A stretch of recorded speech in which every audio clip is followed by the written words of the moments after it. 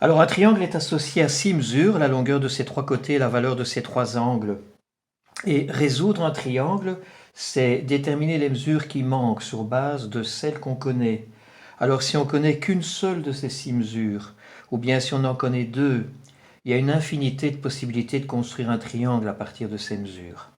Et donc on va supposer qu'on en connaît au moins 3. Et parmi ces 3, on va supposer aussi qu'on ne connaît pas seulement les 3 angles, parce que si on connaît les 3 angles, ça donne lieu également à une infinité de possibilités de triangles qui sont tous semblables entre eux. Ça veut dire que dans les 3 données qu'on suppose connaître, il faut qu'il y ait au moins un côté. Alors si on passe en revue toutes les possibilités, ou bien on connaît un côté, et dans ce cas-là il faut rajouter 2 angles, et si on connaît un côté, c'est le côté qui est en vert par exemple, les 2 angles par rapport à ce côté peuvent être tous les 2 adjacents. Ou bien un seul est adjacent et l'autre ne l'est pas. On verra que ça revient tout à fait au même au niveau des calculs et du développement. La deuxième possibilité, c'est quand on connaît 2 côtés.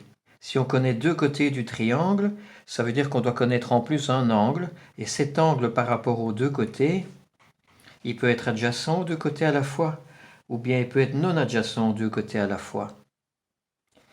Et le dernier cas possible, c'est quand on connaît 3 côtés, les 3 côtés. Et alors, il reste à trouver la valeur des 3 angles.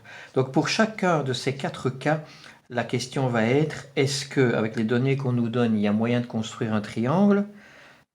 Si oui, est-ce qu'il y a moyen d'en construire plus qu'un? Comment est-ce qu'on va calculer les données qui nous manquent? Et est-ce qu'il y a des conditions à mettre sur les données qu'on nous donne pour qu'il y ait moyen de construire un triangle? C'est ce qu'on va examiner dans la suite. Voilà.